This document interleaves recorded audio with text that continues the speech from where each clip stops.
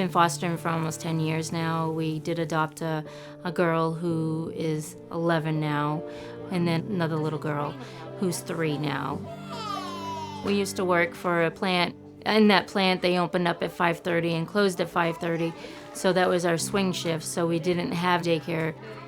When I saw the clip from CEI that they were doing a school, I said, this is the one for me.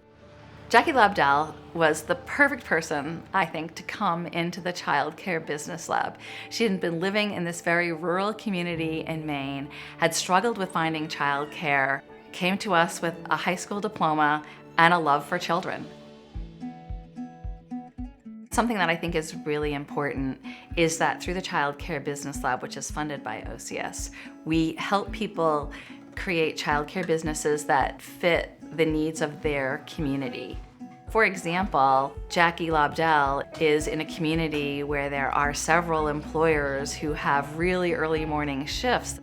I have a single parent. He doesn't have a lot of options, and he works up the mountain, and being to work at 5:30 in the morning makes it hard for him to do that. So I'm usually here sometimes at 5:30 when he wants to go up a little bit earlier, do a little bit of overtime, or make a little extra money for himself. Do you want apple juice or orange juice? Foster children is a big part of the daycare. A lot of the foster parents know that I'm here for them. As soon as they get a new placement, they'll call me, they'll say, hey, you got a spot. A lot of daycares around don't do that because they don't want to deal with the in and out of the children. The Childcare Business Lab consists of group workshops where people learn big concepts. We provide individual, confidential financial wellness counseling, and that positions people to have a clean slate when they're starting their business. CEI helped me learn how to budget my money and learn how to pay the staff the way they needed to be paid to keep quality staff. Can you lean forward? Let me see your face. We actively have sought out people across the state who were operating in an unlicensed capacity and help them become licensed. It's not just good for the kids though, it's really good for the entrepreneurs because their business becomes official and their earnings increase. I have 20 kids. I do full-time and part-time. We're only allowed for 12 because we're licensed for 12. I have one that comes Tuesday, Wednesday, and then I have another one that comes Monday, Thursday, and Friday. So that fills up one whole slot. So you gotta kind of juggle around. When someone calls and says, hey, do you have a part-time spot? I'll tell them what spot's available, and that's the only day they can have.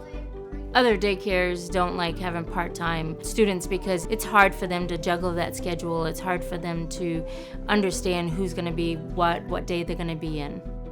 We also teach them how to create a business plan. We've tailored templates that are designed for childcare. One of the most important parts of the OCS funding has been this revolving loan fund. So for example, childcare providers accept children who are income eligible for the state to pay their childcare fees. And there is usually a 6 to 8 week lag to be reimbursed. Same thing goes for the USDA food program. And so it's important when someone has a childcare loan that there's a period of interest-only payments while they're waiting for those critical reimbursement periods. So you opened in 2019, and the impact you've made on the community is amazing, Jackie. I don't think I would have succeeded as far as I have. To be honest with you, I really don't, because I wouldn't have had that business knowledge. They helped me understand a business plan, what I needed to do as far as how do I attract people in here, advertise. They set me up a lot. So now you're going to expand. Cynthia has done wonderful with me. She helped me grow as a woman. I mean, just trying to understand the business aspects. Through the Childcare Business Lab, funded by OCS, we're empowering women to start their own businesses and create financially viable futures for themselves and for their families.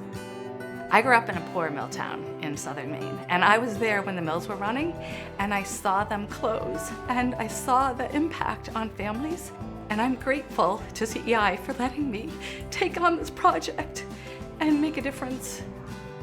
I got 12 children that depend on me, 24 parents that depend on me. They depend on me to be here. So that's the biggest thing that I keep on thinking about, the kids, the family. I gotta do it for them.